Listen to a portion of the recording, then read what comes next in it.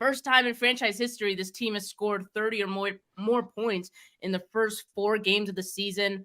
In fact, the 49ers have scored 30 or more points in 8 of Brock's 9 regular season starts.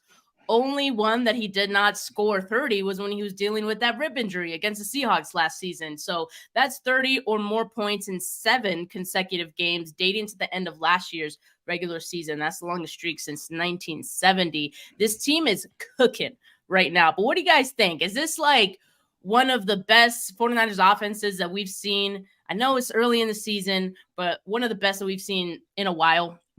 I think it's easy to say that it is. I mean, especially if you grew up in the 80s and the 90s. I mean, we've had some dominant offenses, and no one will ever replace a Jerry Rice, a John Taylor, Joe Montana, later on the Steve Youngs, the Jeff no one will, to the Terrell Owens. You can't replace that. But what the Niners have is something like that I've never seen done in history. They have top players at about every position on the offensive side. We're not even going to talk about defense. We're cooking on both sides, but just offensively, quarterbacks playing top football. Brandon Ayuk's probably the best wide receiver in football. I don't care what anybody says. Deebo Samuel, the best weapon in football. Then you go with Christian McCaffrey. And then you go to the trenches with the offensive line and Trent Williams. We haven't used George Kittle yet. We haven't used Kyle Juszczyk, even though they sent him on a corner route. And if that ball was there, oh my gosh. I mean, it was a flag on the play. But at the end of the day, we got a fullback running corner routes? What in the hell? All I'm saying is this has the potential to be the best offense we've ever seen. And I know that's going to be strike the older 49er fans, the nostalgic guys out there. I'm one of them, but I'm telling you, we're seeing history being made right before our eyes. We just got to stay on course and keep, like you say, cooking with gas. Yeah, I think you're on pace. It's been a month. You're through a quarter of the season, which is beautiful. But like, if we just look at the Arizona game, you scored touchdowns on every single possession except for 3, right? One of them, you nilled the ball out before the half. One of them, you nilled the ball out before the second half. You really only had one possession that didn't net a touchdown. That was it. And that was a 3 and out. You got the sack, you had the missed snap, and that was it. So you're talking about a team that is just so stinking efficient. There are some red flags. It seems like you answered a lot of those last week with the red zone touchdown percentage and whatever else, but then they go 5 for 5. So they watching the show. Kyle's watching the show. It's really traces of 1994 for me. Just the definitely. See, you look back at Steve Young. That was by far one of the most efficient quarterback seasons of all time for any franchise. And Brock he's on pace to better that. And that's what's absolutely crazy. Maybe not touchdown wise, but yardage, points per game wise, EPA wise, all those nerdy metrics that we all want to buy into. Brock's up there, and he just has to, if he can continue this pace, which seems almost impossible, there's going to be a turnover eventually, right? Right? A turnover, yeah. But I mean, if we're waiting for him to turn into a pumpkin, like, I don't know. No, he's not a pumpkin. He's not a pumpkin. He's not a pumpkin. I am drinking pumpkin spice latte in my coffee currently. Yuck. There you go. I'm just, hey, don't you judge my pumpkin spice. Don't you do that. That's my biggest vice. But Brock Purdy's no pumpkin, man. This dude, he's doing what he needs to do and then some. And the people out there saying Brock Purdy's just, Shanahan, and he's just got all these weapons. Well, if that's the case, how come every single one of his games is better than any other quarterback that has been in this system? It's not like it's just, he's just a guy. No, Nick Mullins was a guy. C.J. Beathard was a guy.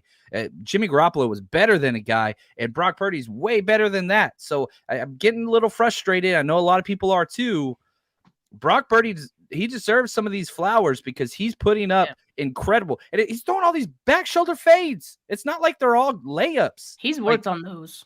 I just like the deep ball. I kept saying, let him keep throwing it deep. Mm-hmm. Like, let him keep. Well, I don't care if it's off. I don't care if it's on. I don't care if it's slightly off.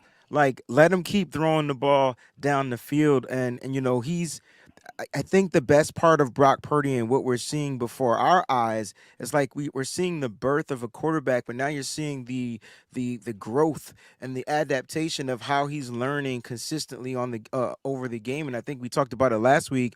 His adaptation ability, like the ability to be able to adapt, or like I say, learn quick on the fly, learning on the fly. Like that's what I'm loving about Brock Purdy. So he has, and that's what makes him have that it factor. That's what a part of the it factor is. If you're faced with something, can you adjust to it very quickly and be efficient and do it well, right? And that's what we're seeing from Brock Purdy. So in this past game, they didn't blitz heavily like they did in week 3, but they definitely were trying to get at him, right? Obviously. But this dude didn't see the defense coming, so he had time to throw the ball down the field. And look, you can critique his throws. You can say they were slightly off, but when you got pass catchers that can catch a daggone football, you get it to them. I don't care. That's what you do. You get it to them. You give them an opportunity to do it. Brock seized the moment, carpe diem, and those opportunities. He went 4 for 4 on them balls down the field. That's what I like to see, and I'm glad Kyle Shanahan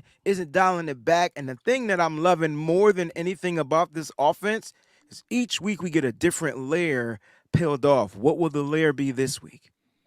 That's so true. That's a good point. Look, it is Brocktober, but this man is no pumpkin. Okay. And we were just okay, and we were just talking. We were just talking. That was a bar. That's kind of a bar.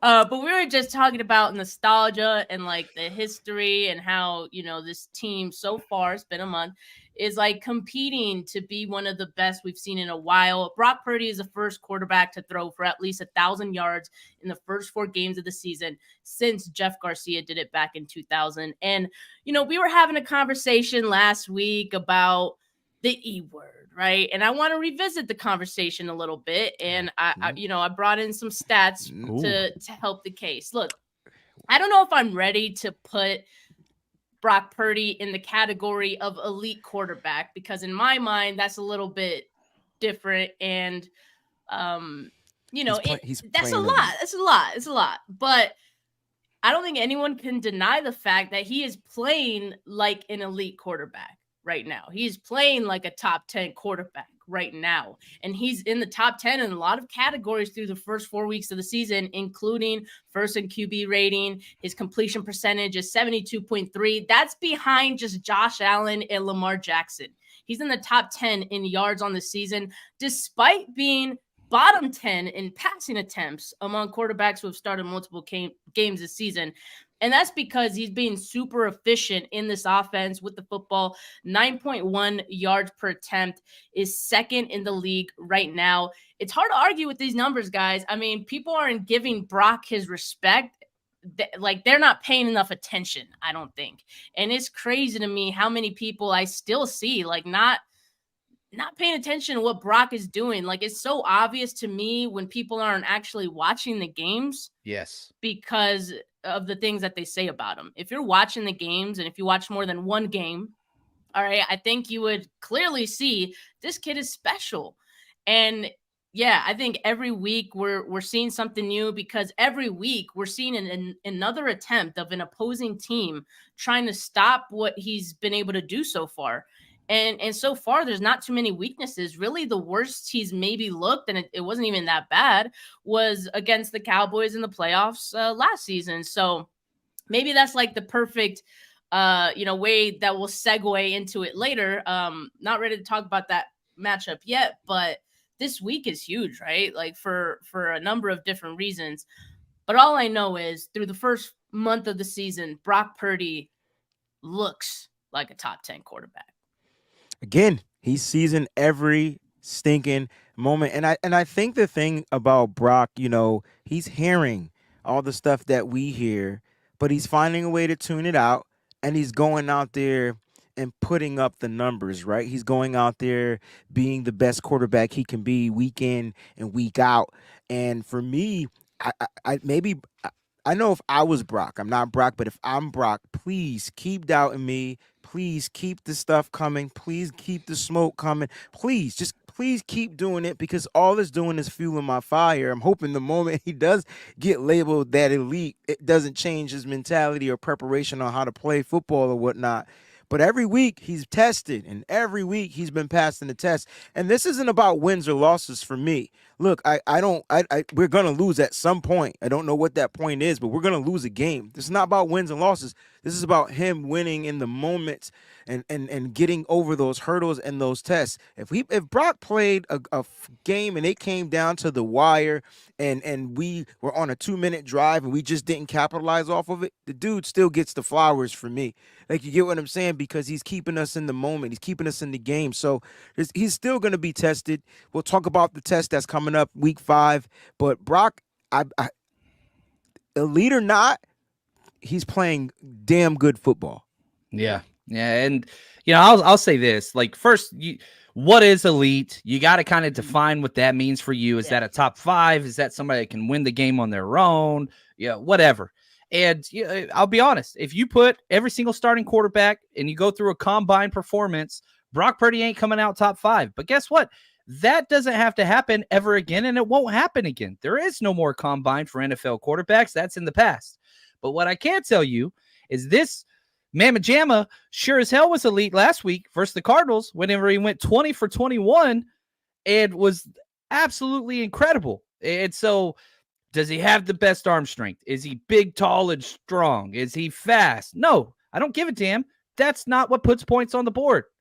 And I'm getting frustrated because, like you said, Steph, I keep getting all these clips sent to me and DM'd me and tagged me, and it's these people that don't even watch games that work for networks, and it's just like, why do I have to argue with these people that don't even watch the 49ers play football? Like, these guys don't even know what the hell they're talking about. And so it's sad that the national narrative is created by, these certain people. But at the same time, I'm like, you know what? That's why these shows, people like Steph, people like Wayne, have success, because people want actual football knowledge and news and people that are informed. And that's why I'm glad to be here with you guys today, because you're writing the incorrect narratives that these jackwagons keep putting out there on a daily basis.